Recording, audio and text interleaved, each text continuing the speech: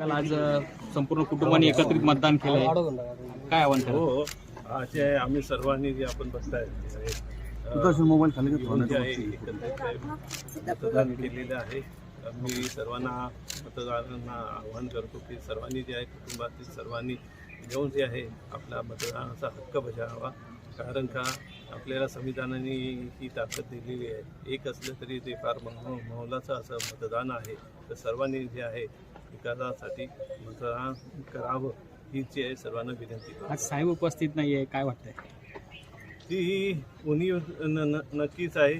ती काही आम्ही पूर्णपणे भरून काढू शकत नाही, पण जेवढं आमच्या परीने या पूर्व कुटुंबाच्या सगळ्यांनी जो आहे प्रयत्न करतो आहे की ती उणीव जेवढं कमी करता येईल ती उणीव कमी करण्याचं आहे. आता लोकांची जी आहे भुजबळ साहेबांच्या वरती जे प्रेम आहे ते अथांग आहे आणि त्याच दृष्टिकोनाने आम्ही सर्वजण जे आलो आहोत ते मतदान करण्यासाठी आलो आहोत.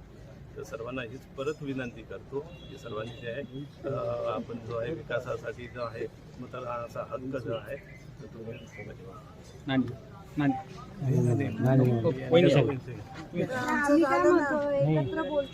हो एकत्रच ना. मग नानी पुढे आपण नानी पुढे येस येस येस येस एक मिनिट कॅमेरा रोल करू द्या आम्हाला. एक मिनिट काय सांगाल? आज संपूर्ण भुजबळ कुटुंब एका फ्रेम मध्ये मतदानासाठी आम्हाला दिसतंय, काय आव्हान करा?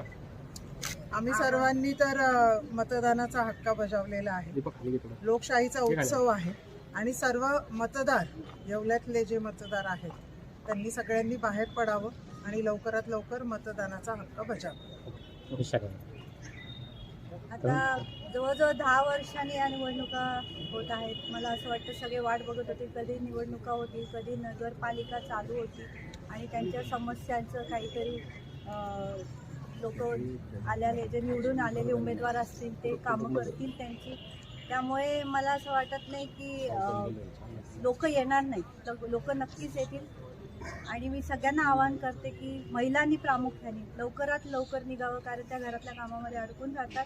त्यांनी प्रथम आपल्या मतदानाचा हक्क बजावणं फार गरजेचं आहे. हा संविधानाने दिलेला आपला हक्क आहे आणि जर त्यांची कामे त्यांना पूर्ण करून घ्यायची असतील तर हा हक्क बजावणं फार महत्त्वाचं आहे.